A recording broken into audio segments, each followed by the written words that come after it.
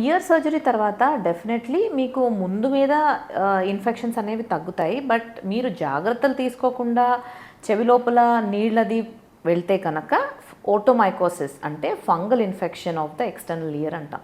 So ఇలాంటి fungal infections వచ్చి కూడా ఇబ్బంది అయ్యే అవకాశం ఉంటుంది.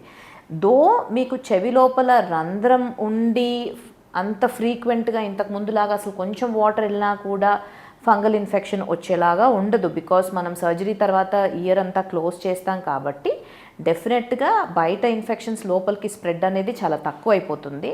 బట్ స్టిల్ అదే పనిగా నీళ్లు పోయడం కానీ నీళ్లతో కడుక్కోవటం కానీ చేస్తే ఎక్స్టర్నల్ ఇయర్లో అంటే కర్ణబేరి బయట వైపు ఏదైతే ఉంటుందో ఆ పార్ట్లో ఇన్ఫెక్షన్ వచ్చి అక్కడ ఫంగల్ ఇన్ఫెక్షన్స్ వచ్చి చెవి నొప్పి వచ్చే అవకాశం ఉంటుంది. అలానే దీనివల్ల హెడేక్స్ కూడా వచ్చే అవకాశం ఉంటుంది. బట్ హెడేక్కి ఇయర్ ఒక్కటే కారణం కాదు కాబట్టి మేబీ మీ వాస్కులర్ హెడేక్స్ అంటే స్ట్రెస్ హెడేక్స్ కానివ్వండి, మైగ్రేన్ కానివ్వండి, లేకపోతే సైనసైటిస్ వల్ల కానీ ఇలాంటి డిసీజెస్ ద్వారా మీకు హెడేక్ వచ్చే అవకాశం ఉంటుంది. But year infections definitely before surgery మీద సర్జరీ తర్వాత డెఫినెట్గా తగ్గుతుంది. ఈ ఫ్రీక్వెంట్గా చెవి నుంచి పస్ కారటం ఇవన్నీ తగ్గిపోతాయి.